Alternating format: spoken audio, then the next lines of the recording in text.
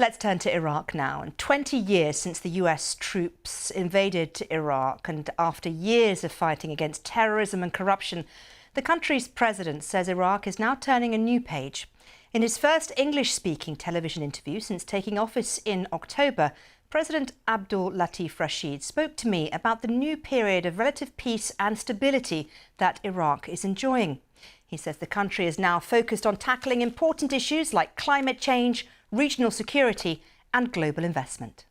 I think any investment, especially for foreign investment, there are a number of factors which are very important. First of all is the opportunity. And according to our government program, there are a lot of opportunities for investors to come and invest in Iraq.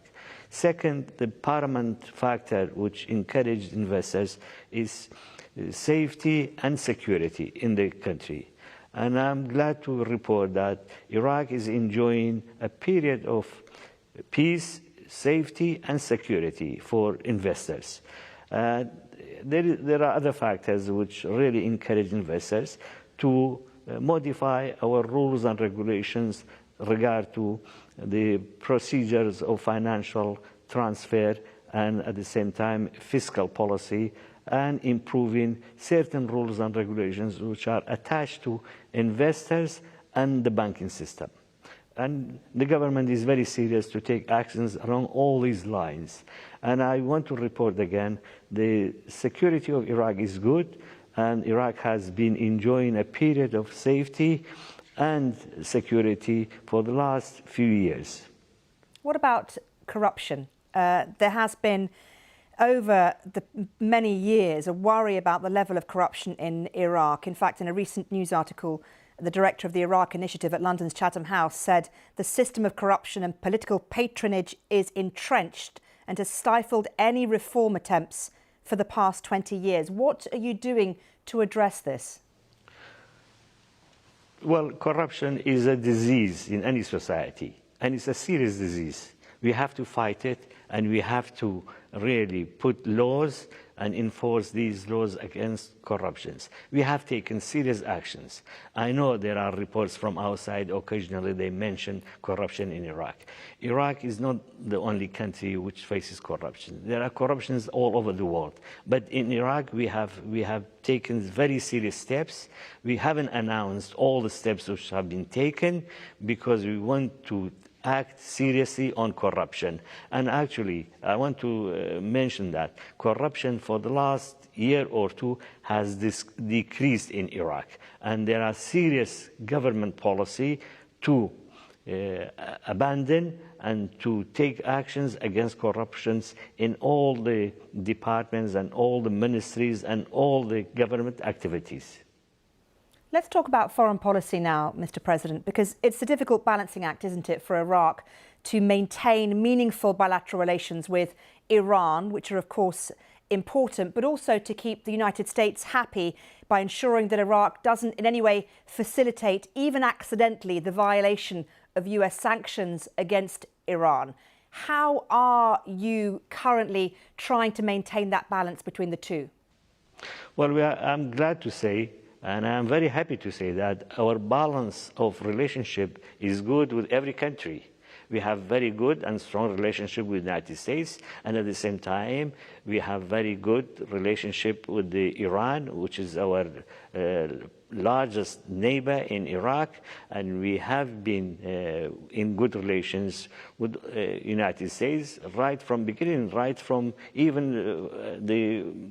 before 2003, not Iraqi government, Iraqi opposition groups. And at the same time with Iran, continuous relationship with Iran. And I paid an official visit to Iran recently, and we outlined all our relationships with every country is based on Iraqi independent and beneficial contacts between the two countries or between any countries which we have. Not only with the United States and Iran, we have good relationships with all regional countries, and we have good relations with European countries. I don't exclude any country not to have good relationship with it. Mr. President, forgive me, Mr. President, the problem though with Iran, isn't it, is that you may enjoy good relations with Iran, but of course the United States at the moment does not. Does that not complicate things for you, given Iran's influence in Iraq? Well, it hasn't complicated more than any other countries.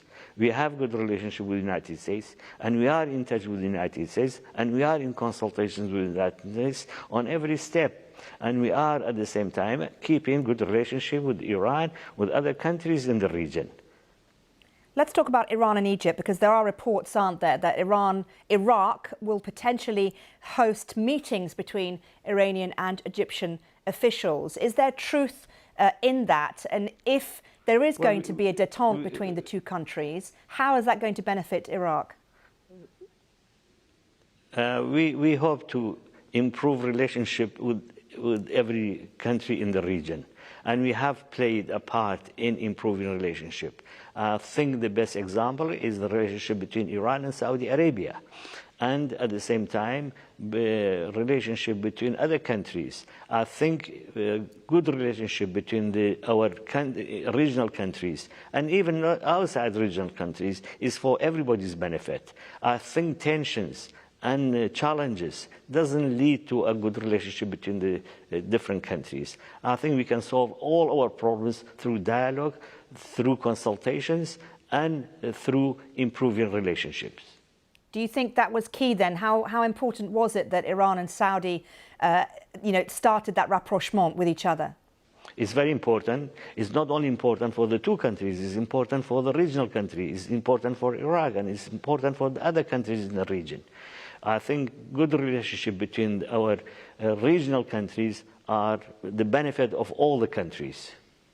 Let's talk about the Iraqi population and the problems now facing people who are living in the country, particularly now that we see that Iraq is considered the fifth most vulnerable country in the world to climate crisis, according to the UN. Of course, it's suffering a drought in many parts. That's causing insecurity and displacement for many people. What is the government doing to try and change the effects of the drought, which have been severe in many areas of the country?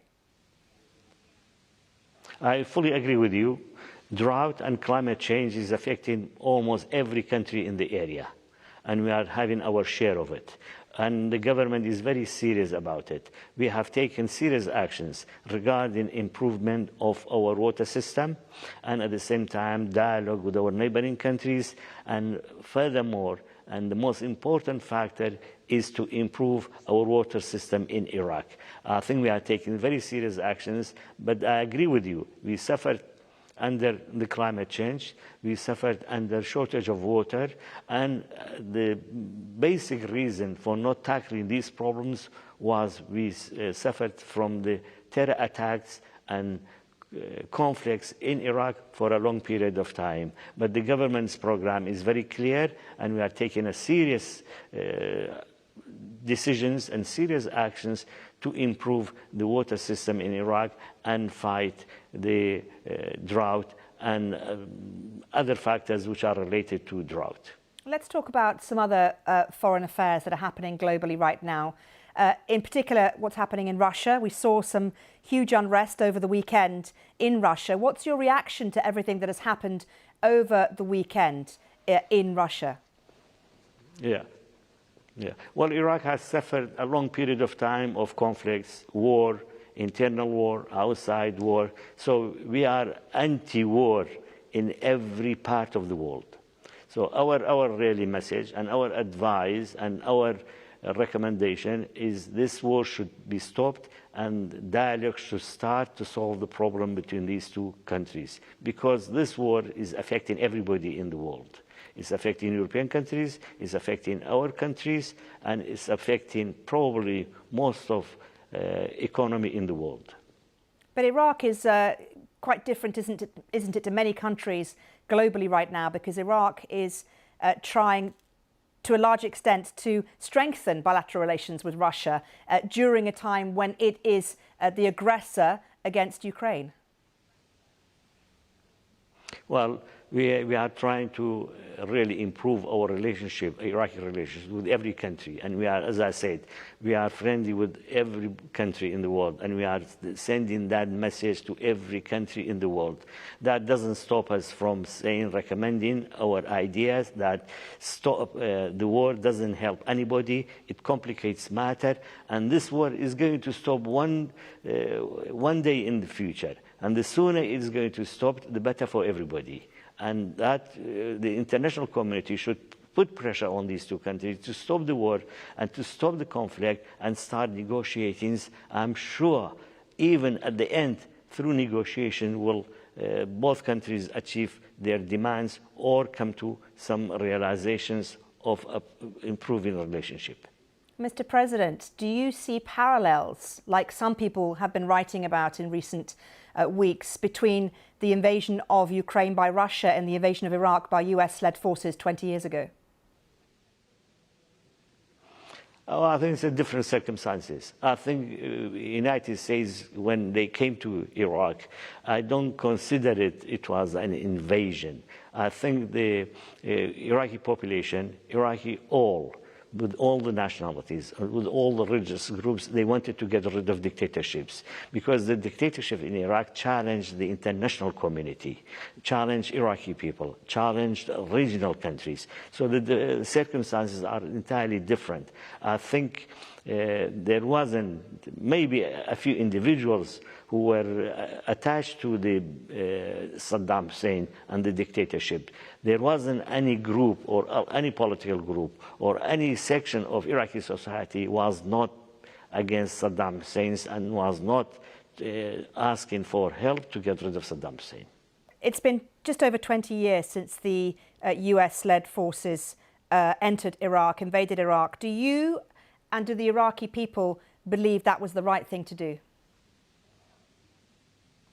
I think, as I said, we asked for international community to help Iraq to get rid of the dictatorship. And that wasn't a secret message. It was an open message.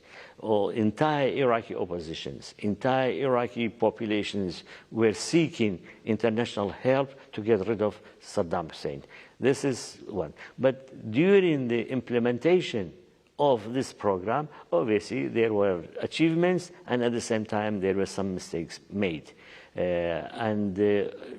Hopefully in future we correct these mistakes, and we are in a better position to realize what was the right thing to do in Iraq and what was not at the same time implemented in a way we wanted it.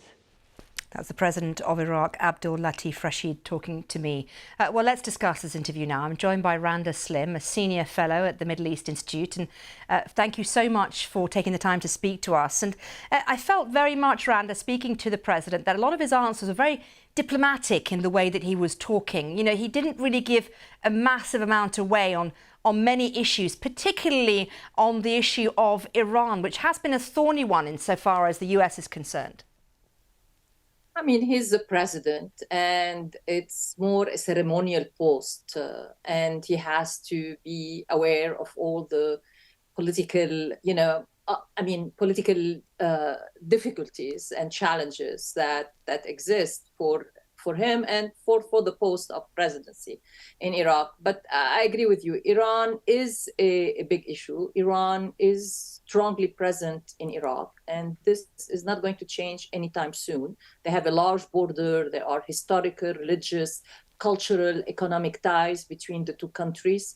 But at the same time, we have seen in 2019, you have large portions of Iraqi youth, burn Iranian consulate in the south of Iraq. And so I think the political space today in Iraq is not as welcoming, or let's put it, as strictly controlled by Iran as it used to be. It's becoming increasingly a politically contested space by Saudi Arabia, by Egypt, by Jordan, Iraq's Arab neighbors, and by the United States. And, it's interesting, isn't it, to look at that in terms of the rapprochement between Saudi Arabia and Iran, the potential rapprochement between Egypt and Iran, and the whole kind of geopolitical regional changes that could bring about, and particularly changes for Iraq. Yes, I mean, look, any kind of rapprochement, in this case, détente between Saudi Arabia and Iran, is good for Iraq. Any rapprochement between Iran and Iraq's other neighbors is good for Iraq. Iraq has always suffered whenever there are tensions, between the United States, like during the Trump administration, between the United States and Iran, between the Iran and Saudi Arabia. So any kind of détente, rapprochement between these former conflicting parties in the region, but also extra-regionally, is good news for Iraq. I mean, it removes the threat of Iraq again being a proxy theater for these parties to wage their conflicts and disputes on Iraqi territory. Randa, very interesting at the end when I asked him about whether he or the people of Iraq believe it was the right thing to do, the invasion by US-led forces. Clearly, that's the kind of diplomatic answer a symbolic president is going to give. But one does wonder, many people don't agree with that, do they? Correct. I mean, depending on who you ask in Baghdad, but also his answer is correct, is that you had large swath of the Iraqi population, particularly the Shia and the Kurds, who have suffered a lot during the Saddam dictatorship years. And so, whether it's the external opposition, but people inside, we know that, I mean, Kurds and Shia, but also a lot of Sunni have risen up over the years during the dictatorship years against Saddam. And so the invasion, it is an invasion, it is an occupation, no matter how you can, you want to reframe it, it is an invasion. But unlike, for example, in the case of Ukraine, in Iraq, you had a dictatorship, you had years of repression and oppression by this dictator against and killing. You had genocide committed against the Kurds, with the use of chemical weapons. So this is not the case in Ukraine. Ukraine, you have a democratically elected president, you have a population that pretty much supported, the current president, right, and did not call for the invasion. Randa Slim, good to talk to you. As always, thank you very much. Thank you.